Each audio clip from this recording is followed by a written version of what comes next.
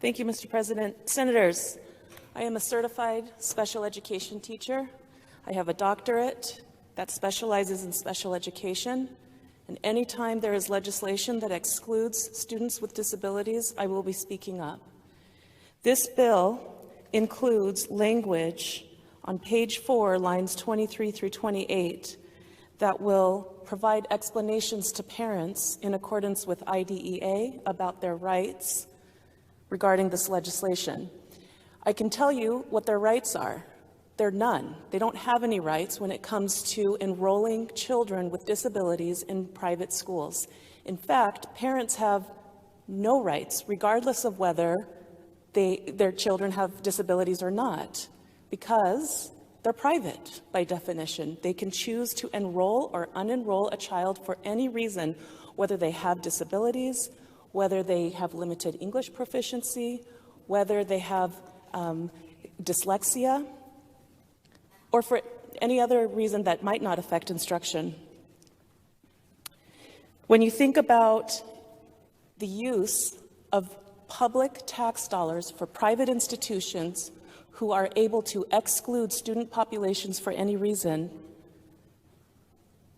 as the senator from 33 said, this is something within our lifetime. This is a historical moment. This has never happened in this legislature, that we're talking about allowing public tax dollars to be used without accountability for private schools, private school tuition or vouchers.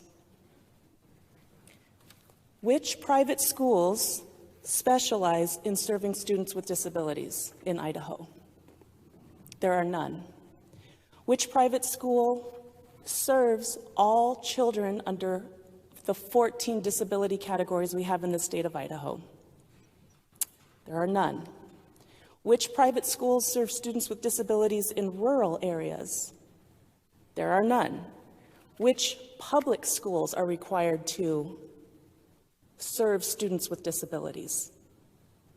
All of them. Every public school is required to follow the federal requirements of IDEA. Private schools exist because public schools have to serve all students. IDEA is a powerful legal requirement that all states and schools have to follow who receive the federal funding. One of the federal requirements is called child find.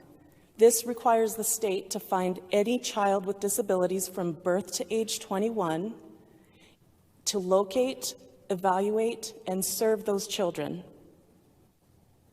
including children who are homeless, who are wards of the state, and children attending private schools,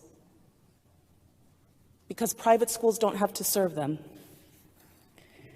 If your inbox looks anything like mine, you have an overwhelming amount of Idahoans asking you to vote against 1161. Mr. President? Senator. May I please read from an email I received on March 15th from Linda Patchen, the chairman of Homeschool Idaho? Having identified the source, the senator may read from that source. Thank you, Mr. President.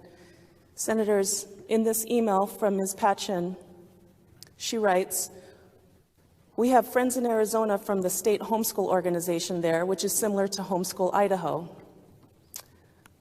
Further down in the email, she writes, "Many parents in Arizona with special needs students gave ESA a try, but quickly discovered that it was not all that it was sold to be.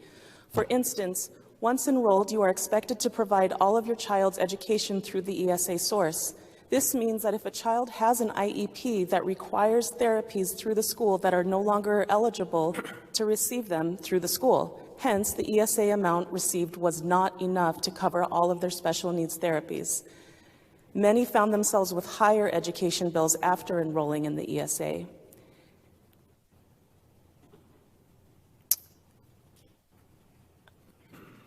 And then she finishes, "In my opinion, the students who have the most to lose with ESAs are special needs students."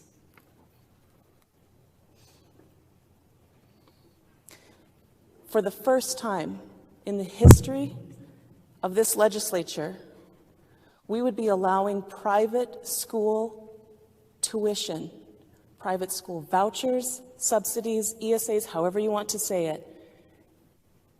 Public tax dollars would be used to fund private school tuition.